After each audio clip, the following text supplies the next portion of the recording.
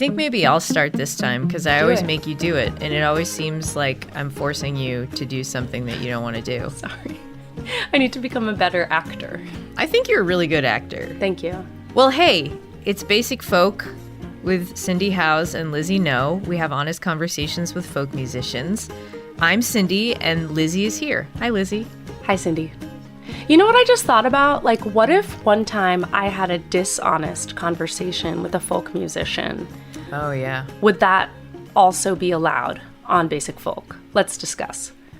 I feel like if you presented it, like, it's all about context, you know? So true, bestie. I think that would be a really interesting thing for backstage. Mm-hmm. You know, we Lizzie could No. Doing some dishonest lies. Conversation. Yeah. That's great. I really like that idea. So we have Erin Rae on the podcast today, which is very exciting. But before we get to that, I've got a couple of things I want to talk about, including Basic Folk beanies. Ooh. They are back in our lives. My mom hand knits these really wonderful head toppers, and then she puts a Basic Folk tag on them so it looks like a little hipster beanie. You guys, these beanies are so cute. They're so soft. I received my Basic Folk beanie before I had even begun doing a moment's work for the podcast. It was part of your onboarding. It was like, I'm already getting a signing bonus for being part of this community. They're so cute. I'm always getting compliments on mine. Yours is especially cute. But if you want to check them out, you can go to our website, basicfolk.com, and make a monthly contribution. And my mom will mail them to you. And she mails things out very quickly. We wrapped up our fundraiser for Basic Folk, where I got T-shirts made for the podcast, and I still have yet to mail them. But my mom is like, she's like, great, I'll go to the post office today. And that's what she does. So anyways, that's up on the website, as well as Backstage, which is our bonus content for members only. And you can become a member by contributing $5 a month or $60 for the year or more at our website. And we have something pretty cool coming out this month for Backstage. So next week, we have Anais Mitchell on Basic Folk doing a track-by-track for her new self-titled album. It's out now, by the way, so you should go listen to that. And then Anais's appearance on Basic Folk's coming out next week. And for Backstage, we have an extended lightning round where I actually asked some people to contribute questions to Anais, like lightning round, like questions. Did you use my question? Well, I guess people will have to find out. Yeah. Find out. You can join Backstage again by going to basicfolk.com and make a contribution. You can go to the donate button, $5 a month, and you can get access to all sorts of cool, fun bonus content, including a possible future dishonest conversation with a folk musician with Lizzie No. Another thing going on for the podcast is that we are featuring a fellow folk podcast called American Songcatcher, hosted by Nicholas Edward Williams, who is a folk singer. And he's like an investigative journalist when it comes to like traditional folk songs and artists in the folk canon. And he investigates 4 artists and 1 traditional folk song every month on American Songcatcher. It's so well done, and you can find it wherever you get podcasts. And in a couple of weeks, we'll be sharing an episode of American Songcatcher in our feed. So look out for that. Other than that, Lizzie, what's been happening? Anything cool happening for you? Yes, Cindy, I am on tour. People should follow me on social media if they're not already doing that. Lizzie.no on Instagram, because I am traveling this great nation, sharing my little songs. This week I'm playing Dollywood, which is a dream come true, a lifetime dream come true. So exciting. I am so pumped. Yeah, and then I'm going to be finishing up my album in the studio sometime. I'm very hesitant to ever share specific dates because you never know what will happen, but I have time in the studio. So I'm doing musician life and podcast life. I think you should follow Lizzie No on social media, if only for the outfits that she wears. Thank you, Cindy. I'm a little envious of you when it comes to playing shows because you have an opportunity to wear outfits. I sure do. And let me just tell you that the outfits that I am going to be wearing at Dollywood are some of my best, I think. And I am bringing my partner along to these shows because I love him and I enjoy his company, but also because I need someone to be taking photos of me every moment because of the amount of planning and intention that has gone into these outfits. You know, for a man who's like very good behind the camera, he is very handsome. Right? Yeah. Sometimes I just follow him around the house like, you know, you're so handsome and beautiful. And he'll be like, I am working. Yeah. I have things to do. Another thing I wanted to discuss with you is this TV show that I feel like it's like infiltrating my life. I can't do anything other than watch this show. It's called Search Party on HBO. I've heard it's fantastic, and I don't know anything about it. Okay, Aaliyah Shawkat, who is Maybe in Arrested Development. Yes, she's a babe. Stars. She is. And I feel like it's funny because the show is really funny and it also gets like super dark. And a lot of the plot is based, or like a lot of the plot of some of like the humorous sides of the show is based around like how beautiful she is. And they make it like kind of funny and dark and twisted and weird in a way, but it's like, it's thrilling and it gets so weird, but I love the characters in it. My favorite characters are her two best friends, Portia and Elijah. Their energy is great, dynamic duo. Can I say that I wish more shows did that, like commented on the fact that movie stars are in them? Like I was watching Remember the Titans, one of my favorite movies ever, starring my favorite actor of all time, the greatest actor of our times, Denzel Washington. And it is so funny to me that like the plot of this movie is that this man moves to town, there's a lot of racist opposition to his presence, etc., etc. I feel like if it were real life and Denzel Washington moved to your town, the story would be the most handsome man ever to live has moved into town. What are you doing as a football coach? You should be modeling. You should be a movie star. Right. I also need to pivot a little bit and say that Denzel Washington, yes, but also Sidney Poitier. Oh, yes. As well. So Sidney Poitier sadly just died earlier this year. And The Daily, the New York Times podcast, they did an episode all about Sidney Poitier. And I immediately was like, I feel like a fool because I haven't like dove into this man's filmography previously. Oh, I grew up on that. My parents loved Sidney, and I feel like I saw To Sir with Love when I was like way too young to understand the complexity of those emotions. Oh my gosh. Don't you love that? Like to watch a movie like over and over again when you're younger and then watch it like 20 years later and you're like, all of this stuff went over my head. I didn't catch much of it, but I do remember catching just how handsome he was. Yeah, and how cool. What is your favorite Sidney Poitier movie? I don't know. I think it might be To Sir because that's the one that stood out to me the most. I feel like I saw so many of those dramas when I was just little. And so I'm not really qualified to share reviews. In the Heat of the Night, that's a great one. That's the one that we're watching right now, actually. Man, the one with like the slap. Oh, the slap, which I think was improvised. Yes, that's what the New York Times said. And that's like, if you look up online, like he had to like convince the filmmaker that like, we need to keep this in. Wonderful. What an artist. Yeah. I'm excited about Erin Rae on Basic Folk.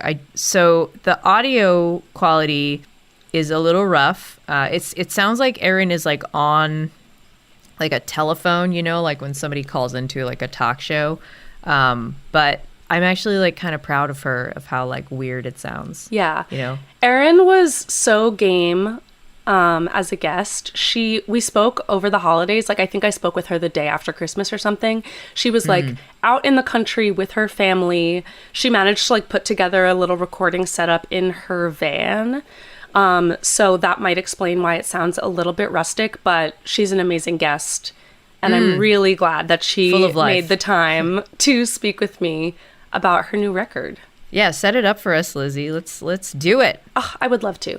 So, singer-songwriter Erin Rae grew up in Jackson, Tennessee, and that might ring a bell for our listeners because Valerie June is from the same place, which Erin was amazed to point out. And I think there's got to be something in the city water in Jackson because both Valerie and Erin are extremely creative. They're spiritually minded, they're playful in their songwriting, and they bring this sort of supernatural sense of ease and calm into their performances. So Erin grew up in Jackson, gave college a try for about one semester before she kind of fell in with the songwriting crowd in Tennessee and answered the call of the artist. And she's been at it ever since. She released her debut solo album in 2018. That album is called Putting on Airs, and it is beautiful.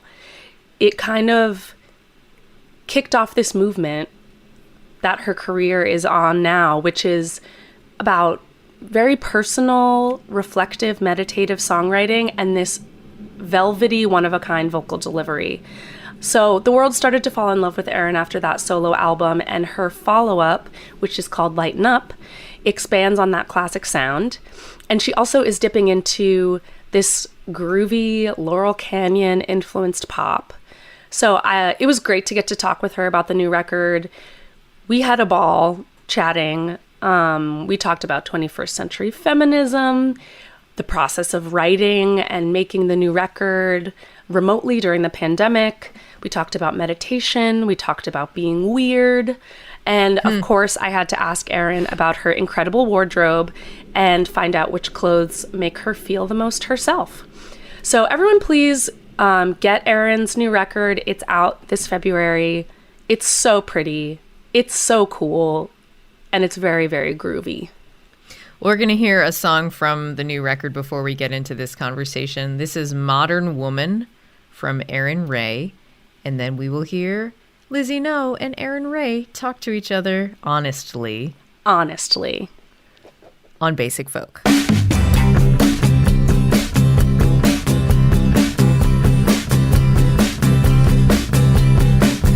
In the beginning, long time ago, never was a woman, pure as driven snow. That was illusion, that was a lie. Woman was a heathen, woman was a lie. Round up the old perceptions, lay them on down. They're only telling stories and they're getting away right now. 'Cause you can't see the future, you can't change the past. Come see a modern woman. Erin, I want to get right to it. Let's talk about your childhood. Can we go back in time to when you were, like, let's say second grade? Who at that time did you think was a great musician? Who in your mind was like, that person's the best? I love this question. Let's see, in the second grade, I think my mom was playing a lot of, I'm like, when did Nickel Creek Oh my gosh, yeah. put their first record out? I needed to see like a timeline. Second grade, it was like a cross between Britney Spears, Yep. Bewitched. I know like 98, 99, the best. I'm like, got it all. Got India Ari, got, there's that band Dream. I don't know if you remember the Oh band my gosh, Dream. Wow, what a rich time. Dream. Yeah. I feel like I did choreography to Dream songs. Yes, we have that in common then. But yeah, it was like a mix between whatever my parents were playing in the house, which is a lot of like singer-songwriter folk music. My mom loved this Cowboy Junkies record, Far From Home. This Judy Collins record that has, I think it has Both Sides Now on it. But yeah, it's just, yeah, a mixture. Definitely listening to whatever my parents were listening to a lot, and then Britney Spears. Amazing mix. Do you think you were drawn more to lyrics or to certain types of sounds?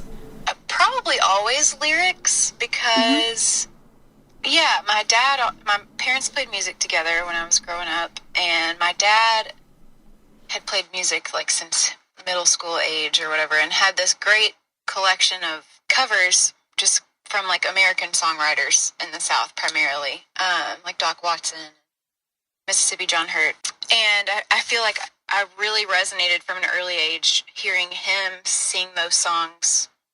Greg Brown was another one, more like current. Kate Wolf, he covered all of those songs as well as writing a couple of his own.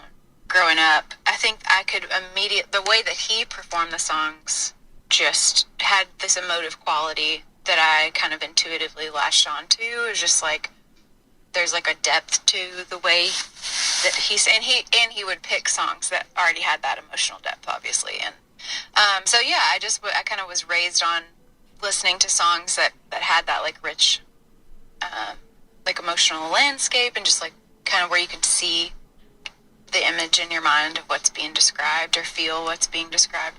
So there's always that piece. And then there was like, you know, just like the fun songs, learning to make up dances too, of course. But yeah. Do you remember the first song that you wrote? Yes, but well, my two friends when we were kids in Jackson. I was going to tell you, I was just listening to the Valerie June episode. Like, I got to listen to the episode of the interview you did with her, and it's amazing, but I didn't realize that we were both from Jackson, Tennessee.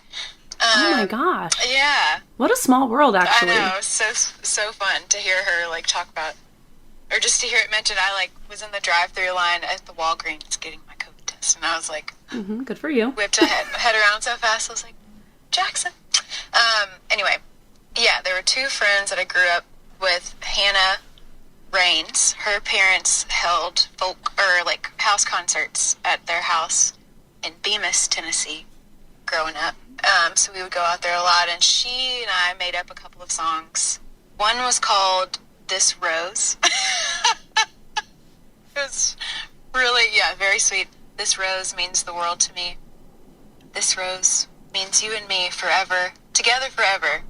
Me. A hit. That's so Isn't nice. that nice? That's precious. That should get cut now. Thank you. I think we could use some of that energy. Yes. I promise. This rose. But yeah, I didn't really start, as far as like, actually, I like wrote poems and made up songs, kind of had a tape recorder growing up, and I would just kind of play around all the time, my sister and I, make radio shows. But it wasn't until after I graduated high school, I got a guitar for my birthday and graduation. The first song that I wrote was, I was about to turn 19. It was like, I guess January 2009. It was like Super Bowl Sunday. I remember writing the date on the notebook and just being so excited because I had just started to go to like some open mics, and at that point had primarily just been trying to cover, Carrie Underwood songs. Yeah. Like you do. Yeah, as you do when you are learning guitar. Anyways, that's the long story there. Long and winding road, but I love that. So I've read that you did one semester in college and then like got the bug. Yes. And dropped out to make music. Do you remember like the thought that went through your mind that was like, oh, I need to make a shift? Like what was going on in Erin's world at that time? Well, I think I had grown up around music, but only like in my junior and senior year, I joined like a chorus, the high school chorus class. And then I was like, oh yeah, I can get my dad to play guitar with me, and I'll sing songs with him, like my mom does. And then like we performed like I'll Fly Away for the, like graduation ceremony or whatever for the seniors. So it's that kind of thing. I think I will say, and I've heard other people say this too, but I think high school, I was definitely figuring out like how do I get attention? And I was like, oh, okay, cool. Like, I feel special, you know, playing music, and I'm getting a lot of positive feedback about it. And so there was an element of that. But yeah, I'd gone to college for a semester just down the road in Did you have a Cookeville. major? Did you know what you were going to study? I was going to pursue psychology. My mom is a therapist, and I was saying art therapy or music therapy. So there was like a creative element intertwined in the initial vision, if you will. But it was not very, like, you know, that school didn't have a music therapy program or whatever. So I was just very much going in to, like, get the basics covered. But, yeah, I found there's some other hippie kids that were playing songs on the stoop. I was like, I know how to play 3 chords. Like, I know this. I know Don't Think Twice, kind of. So I'll come join you guys. And then, yeah, moved home, or went back home for the holiday. And my older half-brother had just moved to town and took me to an open mic in Nashville, this place called Cafe Coco. And yeah, it was just so magical. I was like, oh, this is so much fun. I just sang an a cappella song for the open mic because I hadn't written anything at that point. But every Thursday night, and it was a 24-hour cafe, so we, you know, just would stay up and play on the porch with whoever was there that night. It was like a very magical couple of years. I was like, oh, this is like where I want to be all the time. I want to feel this like high of like, you know, just feels like, I don't know, that was my first experience of just like finding that many people that were like-minded. It's definitely an eccentric crowd, with it being a 24-hour cafe. But yeah, and I just was like, I think I'm going to stay home. And my parents have always been very, like, follow your bliss, like Joseph Campbell kind of thing. So Yes. I'm going to try to make my answers a little shorter. So you don't have to edit it No, as this much. is the good stuff. Well, there are so many things that really were so relatable in that like moment in time that you're talking about, because there are times when I feel like scared as a musician of that powerful feeling, like when a harmony like locks in, it's like it feels like being on drugs. Or like I feel like so much of our lives is, if you're like a sensitive or creative person, so much of your life is like hearing a song or seeing a painting or reading something that just moves you to tears and beyond. And if you're looking around and the people around you are like, oh yeah, whatever, that's nice, it's so alienating. And then when you sit, you know, if you sit side by side with someone and you're sort of experiencing that same sense of wonder together, I mean, it's just overwhelming. Like, you have to follow it. You don't have a choice. It feels like it's such a like powerful. Well, in the interview with Valerie, y'all were talking about the feeling of being in love, and I feel like it's probably because of growing up hearing my parents play music and my dad especially.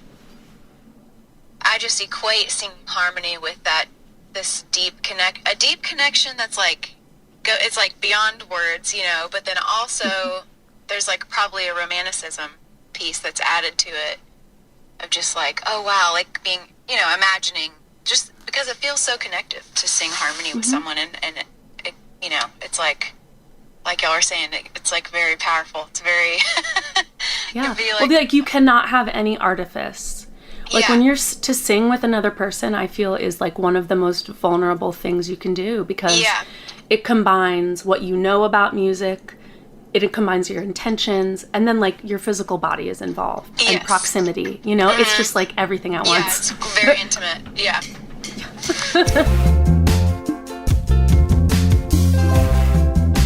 I was wondering, do you have a meditation practice? I feel like so much of your lyricism really goes to like not only like how you see the world, but the process of how you think about things.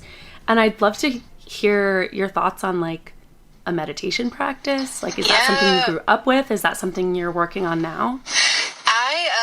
I aspired to have a consistent practice, but my parents have both like found their way to meditation practices in like 2 different ways. My dad apparently was introduced to, I believe this is true. This is when he went to Ole Miss, I guess, for a time, and ZZ Top was playing music. They were playing a concert, and he was like he was driving them back and forth, like shuttling them around, and he got to talking to Billy Gibbons, who told him about transcendental meditation for the first time. And my dad was like a wild man at that time and partying and cutting up, and that set him on this trajectory of like, he went to Switzerland and like learned to practice TM, met the Maharishi, and then like, you know, came back and throughout my life, for the most part, pretty consistently, he's meditated twice a day for 20 minutes. And I've just now come around. My mom is on Theravadan tradition, or is in that path, which is mindfulness, Buddhism. I need to like commit to memory the exact like language, the exact tradition she's in, because it's so much a part of her life, and I so appreciate that about her, and I always mess up the name. But she's I won't like, tell her. Yeah. She will definitely listen to this. Hey, Erin's mom. Hey. We appreciate and respect you. Yes. But yeah, so all that to say, you know, it's a big part of like what is normal about taking care of yourself and growing up around that. Fortunately, it's very normalized. I feel like, yeah, I just have known people, especially growing up in the South, that are like, it took a while for people to come around to meditation. And obviously it's more mainstream now. But it's like, oh, yoga, like meditation. It's like, is that magic or what is that? Yeah, is it Eastern woo-woo? Yeah.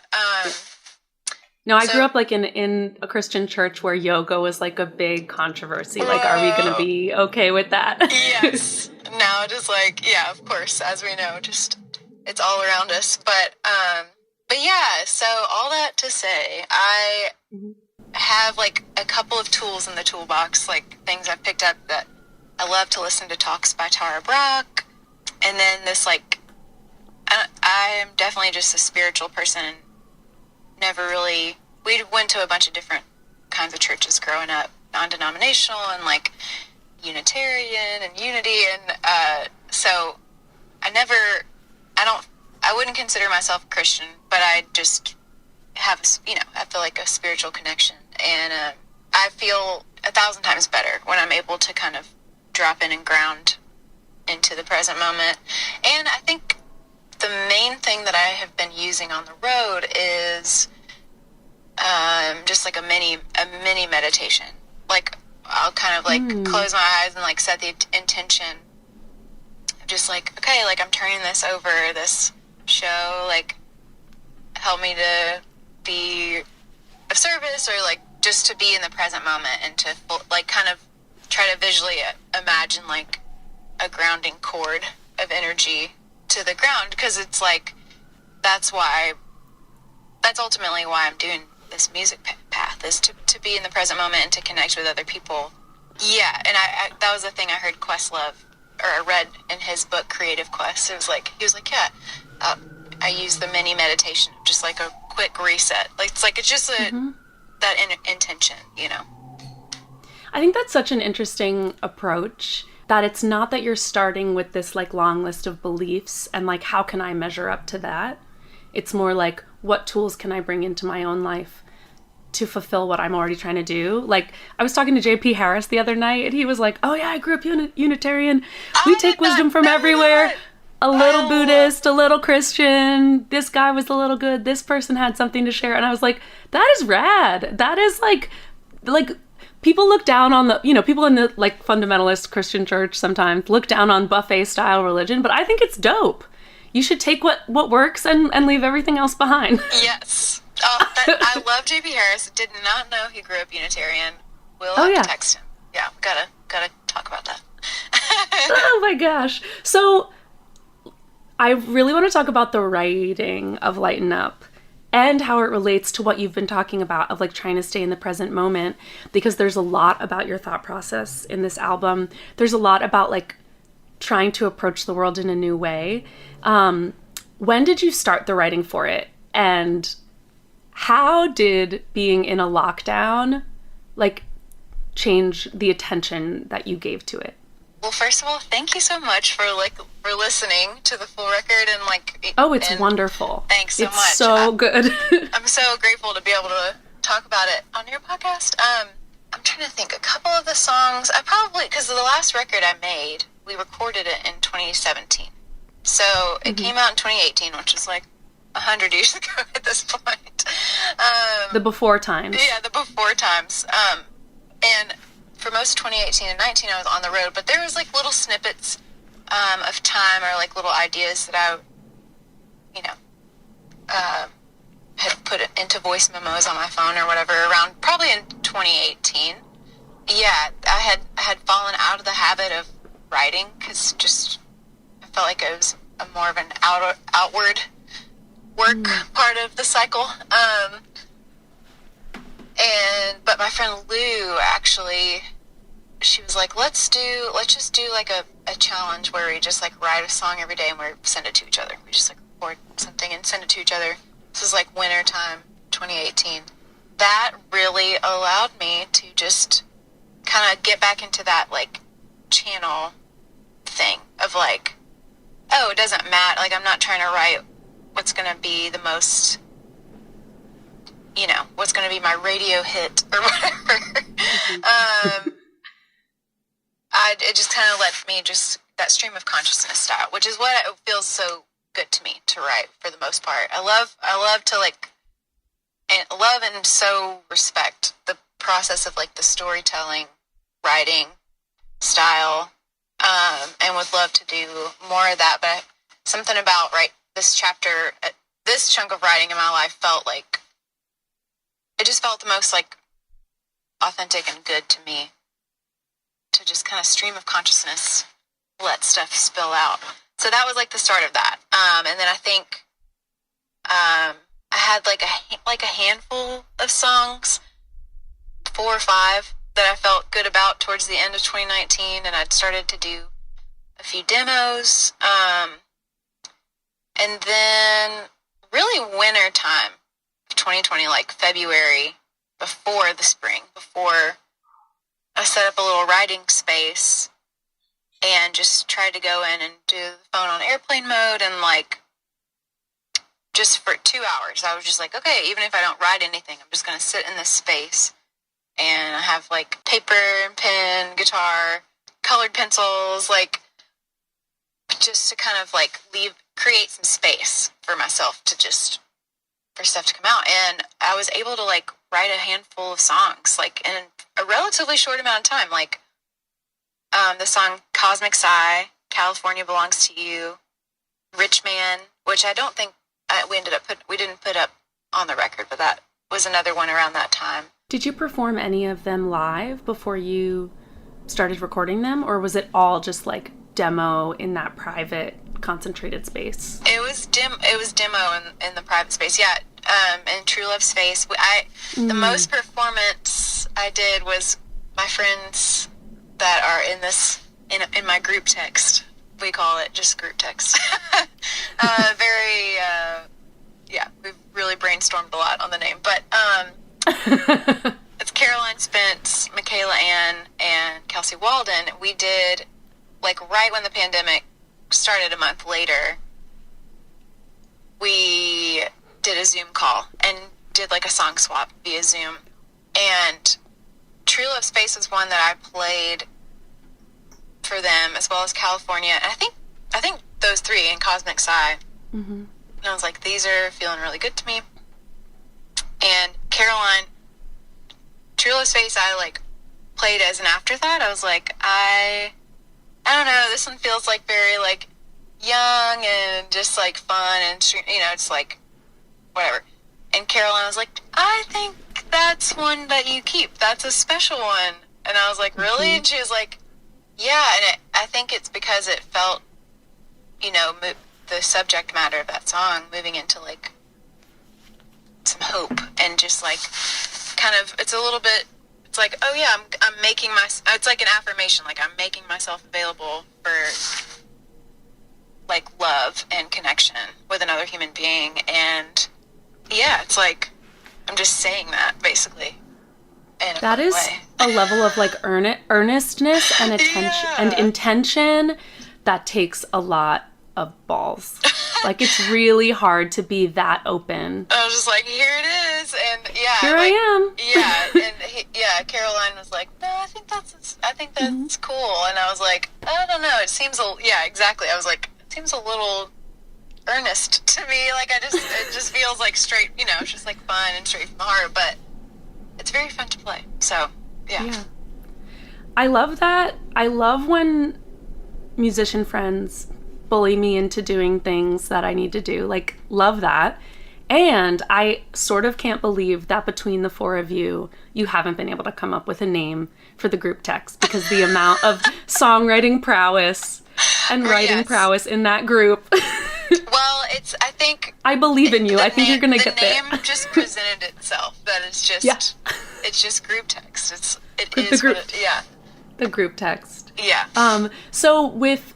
It also sounds like, so the process, if I'm not mistaken, for this album was different than your previous ones. Like, correct me if I'm wrong, but I read that you recorded Putting on Airs in like a church in Appleton with the whole band kind of camped out together. Like, that is such a contrast to what it sounds like Lighten Up took, which is like sending demos across the country, and a lot of it was during the pandemic, and then it sounds like just a much more separate and remote process. Was that a trip?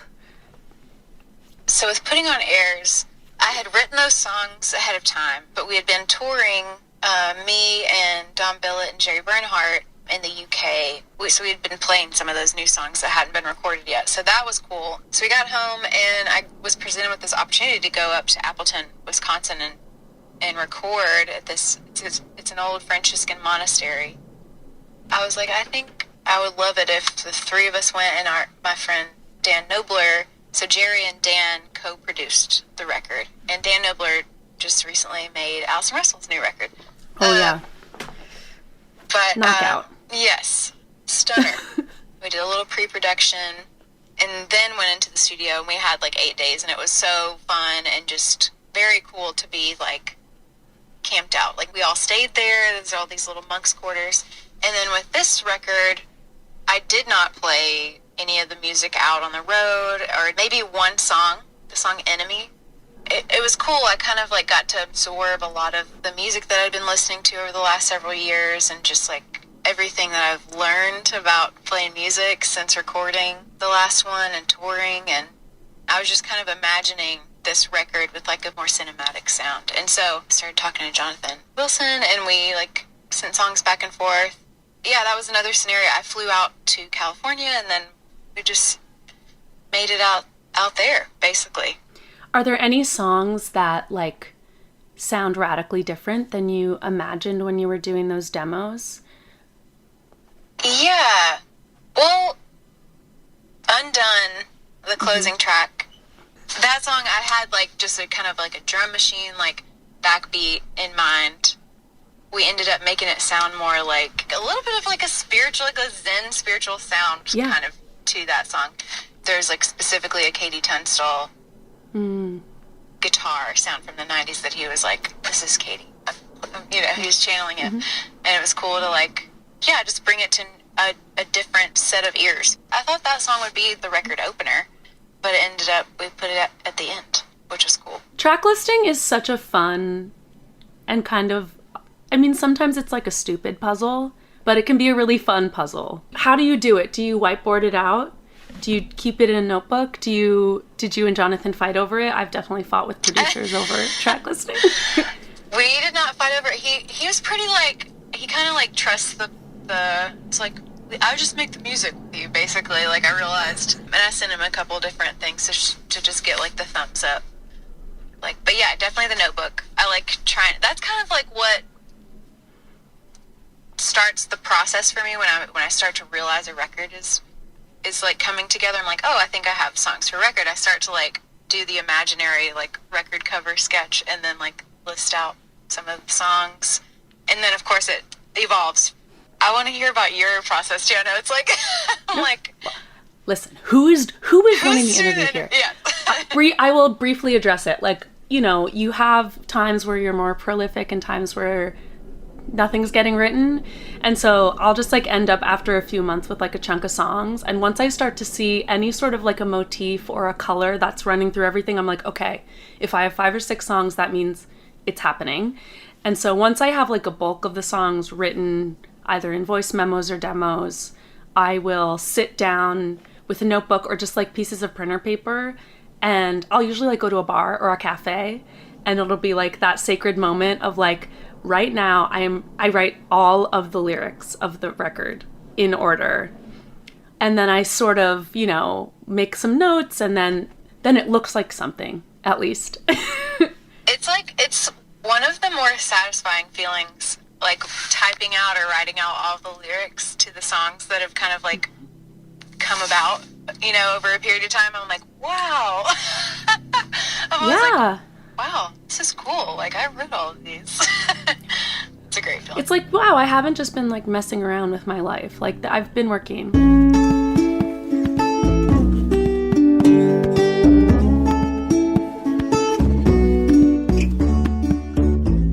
Okay, I have a mystical question for you now that we've broached that topic. Do you have any thoughts on the possibility of reincarnation? Because I sort of, when I was listening to this record, I was like, I feel like Erin has lived a few lives at least, and one of them was like living on the beach in California. Wow. Well, that sounds wonderful.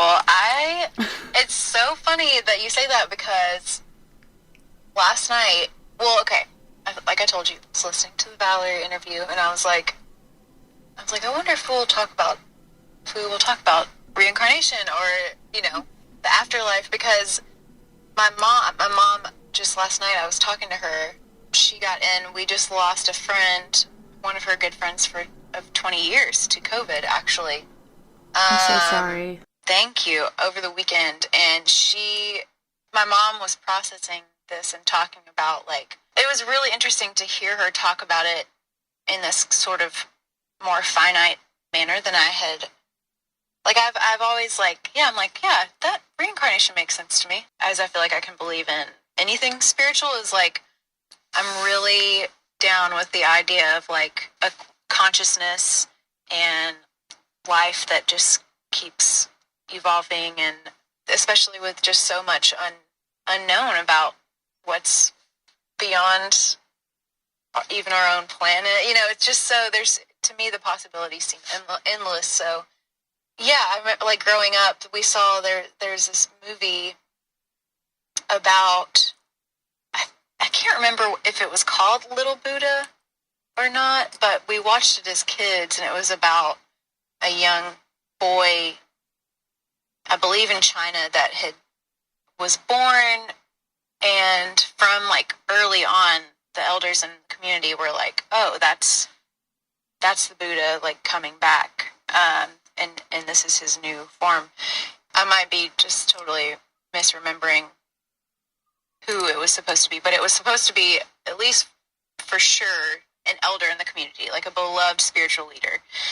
That idea has always been around me, like, and kind of, I'm definitely open to it, and I would love to get like a reading about past lives. Like, I've had several friends that have had those done, and I'm definitely down to explore that.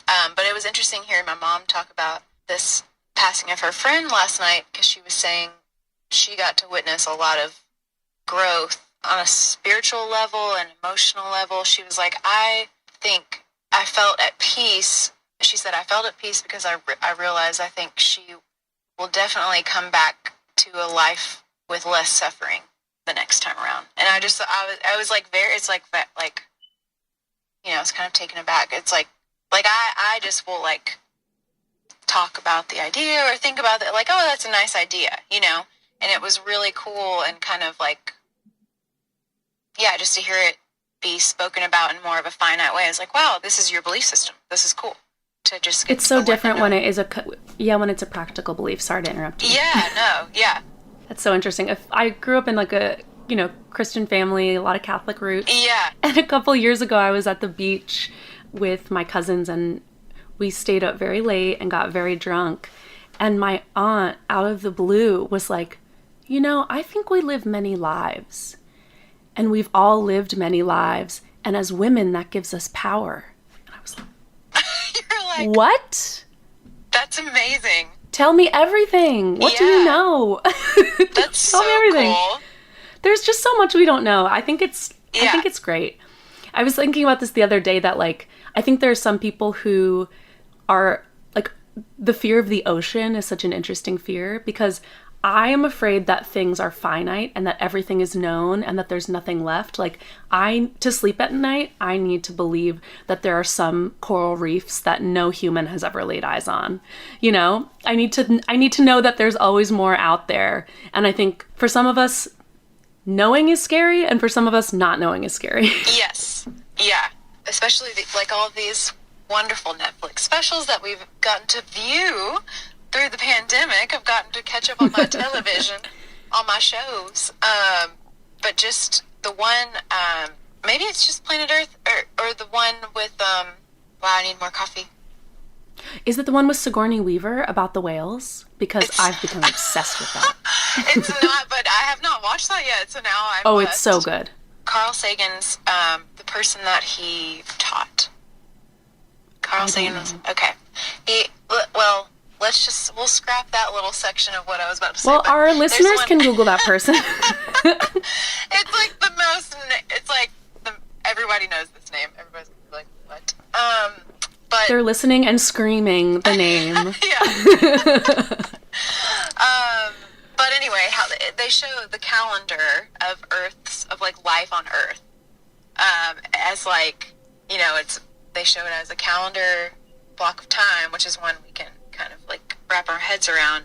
And human life has only existed in the calendar of a year, has only existed within a few minutes or a few hours of the final day or the first day on the calendar. It just blew my mind. And so I love to think about that kind of thing before I go to sleep. I'm just oh yeah, space. It's really just keeps on going out there as far as we know. Yeah. It's great because it's impossible to have a big ego when you look at the Yeah. universe that way. Yeah. Who am I? Yeah. Love it. Yes. I want to hear about, because you were just in Nashville for the Black Opry this weekend, and I was out of town.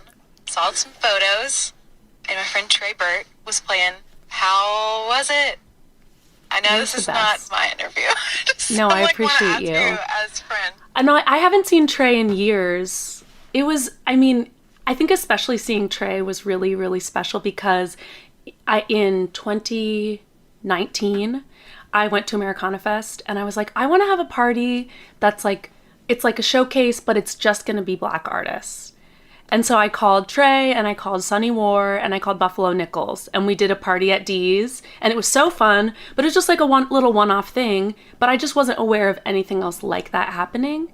And then now 2 years later, to be back together when this movement has exploded.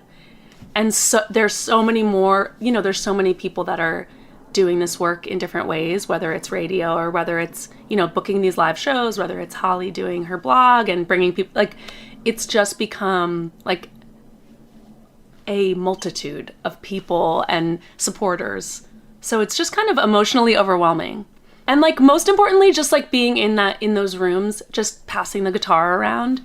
Just the wealth of talent, from Trey to the Kentucky Gentleman and Joy Clark and Jet Holt. just the list goes on. It's crazy. I can't wait till I was just reading who performed last night. It was deep in the scroll zone. One of the coolest things was at Newport this year, getting to see Allison put together that showcase for Sunday night, and I had not heard so many people's music that performed, but one of my favorites, I'd heard Sunny War's name before. Were you there for that? No, Were you there? but Sunny's a friend, and I feel like I can't claim the title of her biggest fan, but I'm constantly evangelizing. Have you heard of Sunny War? She's so special. So special. I I was like so taken aback and just like, you know, she played with the full band, but it's like they weren't even there in my mind. Just like, no, she's like that. play She's like one of guitar. those people. She's a star. You look Yeah. at her and it's like there's like a spotlight on Yes. her. Yeah, and just like drew us all in. So I'm super excited to like, we got to be on like a Grammy panel thing that was very funny, and she was cracking me up, and it was like, She is on another plane. Yeah. Speaking of mystics, you cannot Yes. underestimate Sunny. Yeah. Okay, so I'm gonna make a really awkward transition. So speaking of two modern women on a panel, I want to talk about your song and music video for Modern Woman. That song is phenomenal. The more I listen to it, the more layers I come across. It feels to me like sort of like a sneaky wink of a political song where it's so fresh and it's so melodic and it's undeniable. It's like it's just like so pleasurable to like let it wash over you. But then you're really making a point about what it is to be a woman and what it isn't, what the lies are. It kind of reminded me of Bad Mind. Is that the song from Putting on Airs about a friend of yours that lost their kids for being gay? I feel like you've had this engagement with feminism and making a statement about what it is to be a woman. So all that to say, like, if there was one stereotype about being a woman that you could just snap of the fingers erase from the consciousness, what would it be? Well, the first one that comes to mind is one that we run into a lot on the road. I'm just thinking primarily of my tour manager who who's a woman, and got asked twice in the last month, like, oh, are you married to the guitar player? Are you like dating? Like, who are you here with? Like, she's clearly working the merch. She's like she's wearing a lot of hats because we're, running a small crew, but so she was working the merch table, and this person asked her who she was married to in the band. And it's like, the assumption that like for a crew members to be together, or like to be associated with the band, that they're probably just carrying the gear for their boyfriends, That's crazy. So that's a well, one. It's like a small. It's that's well like a familiar niche. to me, but it's such nonsense. Yeah. So it's a niche. I feel like that's specific to music world, but clearly happens in its own way, like in all career paths, I'm sure. But If you could think like 100 years from now, like what do you think you want? What do you want to be different about being a woman? with Modern Woman, the song, the goal from that, where a lot of that came from, was like wanting to own my own like softness, the strength that's in my like the way that I tenderly approach the world, and like my introspection. I'm more, I can be a cut up, but I'm really soft spoken, and and I would like, obviously, just letting people be who they are is the goal. It, to me, is just that there doesn't need to be one specific view of what makes a strong woman or how women need to show up. I think maybe the goal is where there's not even a conversation about it, because everybody's like just existing and is free to be who they are. And that song in particular is talking about, it was kind of like pushing up against the idea that like a strong woman or a modern woman is like outspoken and an outlaw, and is a firecracker and says whatever she thinks all the time, and it doesn't care who has a problem with it. And there's also like such strength in like a quiet person who is just a shy person, like, or I have several friends that are musicians, that are mothers, that bring their kids on the road, are learning how to do that and exploring that. And I love the idea of being able to celebrate like the beautiful parts of like just, yeah, I think it's just however people want to relate to being a woman, or however they want to personally define being a woman. And that's for that to be all okay and to be respected. Yeah, that you don't have to like explain it or argue for it or fight for it. Like that, there's going to be a time when we can hopefully just be who we are. And that's the end of the sentence. Yes, exactly. And I think that's for me to try to say like one specific, you know, I can say what would pertain to me, but it's kind of just like the freedom to just be is the goal, I think. It kind of reminds me of what I think is my favorite song on the album, which is Gonna Be Strange. I love that song. Thank you! For those who haven't heard it yet, the chorus goes, wait, I might be wrong, but it was like, gonna be strange without you, but there's no turning back now. Something like that. Can you talk about that lyric? Like, is it, what I got from it is like, there are parts of yourself that you have to flatten to make it work in certain relationships or in certain settings. Like, do you feel like you are leaning into solitude? And is that something you've been exploring? Yes. That song is kind of a crossover between the inner and outer world, I think, for sure. The chorus kind of came about in thinking about a particular relationship, just having to let something go, hopefully, just temporarily, or even whatever needs to happen in order to learn, like, do what the strength is within myself, like what I'm capable of. And so there's that piece, and then of course like the letting go of views of myself, views towards other habits. I've realized how many definitions to people or words, like I will have an idea of like who a person is or what a situation is, and I approach it based on that idea instead of being in the present moment and allowing the unknown to kind of just keep happening. Like we were talking about earlier, like the difference between the black and white, or just the finite and the unknown. And I think, so that song in particular is like that's one of the things I was trying to let go of. It's like, okay, like I'm gonna be strange. And also I'm just gonna be weird without my defenses that I have, like my survival skills, trying to shed some of these like defenses that keep me from connection with other people.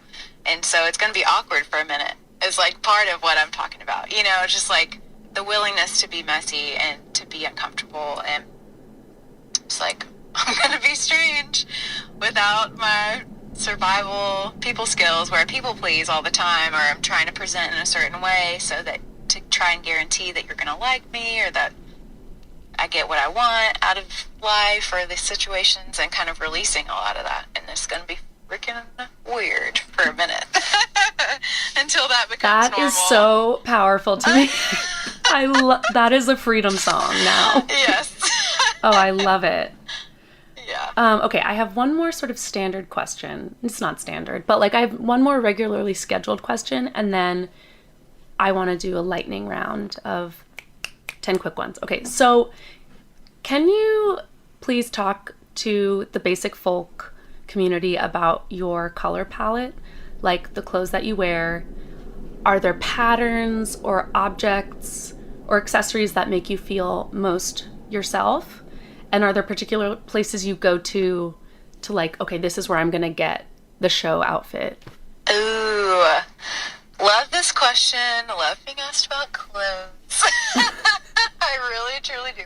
I was thinking, for some reason, I was thinking about that today. I was like, it's just another way. It's kind of like a painting or something. Like, I get like a certain cut of clothes in mind that I like for a time, like a high-waisted, like 70s, 60s, like trouser, like a polyester pant that's like maybe a boot cut or whatever. And I just kind of like, right now I have so many of those that I've gotten from estate sales or vintage stores, in different colors. Right now I'm in this phase of just like playing around with stuff and not being super tied to any one look, because I think that was one way that I was trying to like control the narrative of like, oh yeah, like trying to appear as feminine as possible, because in this patriarchal society, like, if I can be approved of, like, or appearing feminine and guys like me, well, then I'll be okay. That's like one thing. And it's true. I mean, there's real weight to it because when you're a performer, like, the male gaze can determine your paycheck. It's the worst. Yeah. And it's been very, like, it's so validating to even just hear you say that in this moment. And I feel like it's been very validating because I started kind of discovering this. Anyway, I'll get back to the question, but, like, I started discovering this desire for approval within myself. It's like, okay, what are my motives when I'm picking out my clothes in the morning? Do I feel grounded in my body? Do I feel anxious? Like, I'm, like, it's like, where's my energy at? Like, is it in my shoulders? Like, I'm trying to, like, I don't know, bring it down and just, like, ground into what feels the best truly to me to wear at this time, you know. And sometimes there's, like, a little dissonance with which, like, oh, well, I need to get ready and kind of dress up a little bit for this show. So what feels the best to me? How can I feel grounded and, like, because it's not people, yeah, it's like, and present myself as the performer that I'm showing up to be and that I want to be. But yeah, when I first started, like, exploring that part of, like, just realizing that, oh, oftentimes I am motivated by an idea, like, what I think you might think is attractive or, like, hip or whatever, what might get me the most, like, positive regard. I took it really personally. I was like, wow, I'm so, like, self-centered, blah, blah, blah. That kind of thing. It's like this very harsh, like, realizing how I was, like, showing up, turning the page on that. I was just, and realizing, like, oh, that's because that's not something I set up because I just want attention all the time. It's because that's a survival skill required to exist in a, like, white supremacy patriarchal society. Like, it's like the capitalist thing. It's like, it just, yeah, louder for those in the back. Yeah, it's very validating to realize, and so nice to depersonalize that wiring, you know, and be like, oh, okay, well, I'm always probably going to have a little bit of, like, approval seeking. I'm probably always going to have, like, a little bit of, like, wanting to be hip or whatever, and knowing that in mind, what sounds fun to me to wear today. You know? That is beautiful. We love the self-acceptance. It's we great. Love it. We love to see love a it. self-acceptance moment. Yeah, but to go back to the, like, where do I like to shop? My favorite store, and it's not just because I work there sometimes, but one of the greatest vintage stores that we have in Nashville is Anaconda Vintage. Another musician started it. It's right behind Grimey's record store. I just went there for the first time last week. Yay! I got the most beautiful silk dress.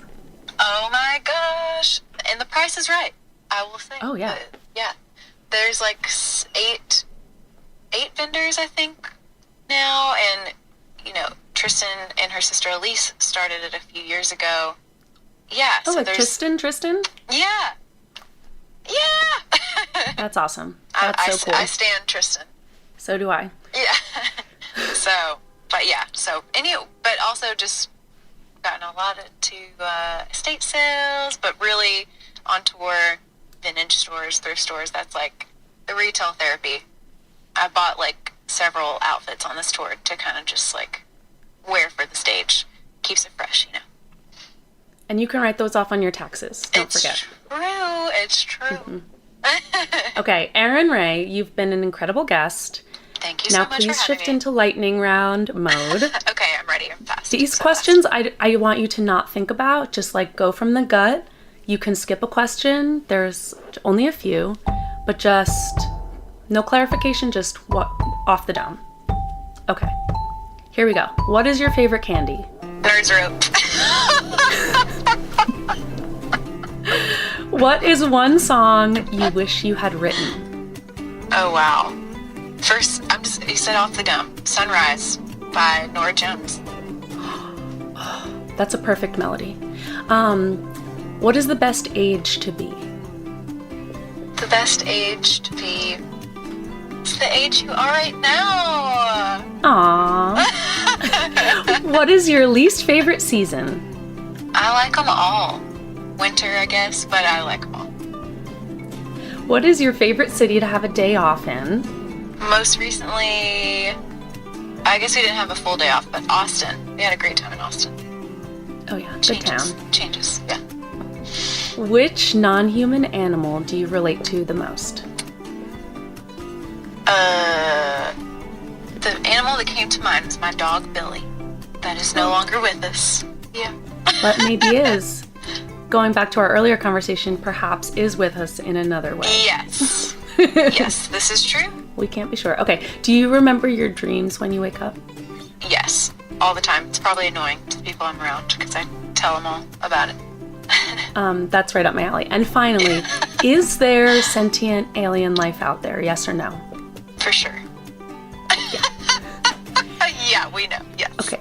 Erin Rae, you have been the best, most generous guest. Everybody go get Erin's new record in February. It's called Lighten Up. It is wonderful. Thank you. And follow Erin Rae and go see her when she's in your town.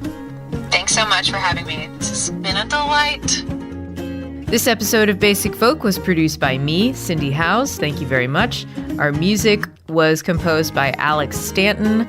You can find all of Basic Folk episodes wherever you get podcasts or at basicfolk.com. That's also where you can make a generous contribution to the pod and keep the operations going here.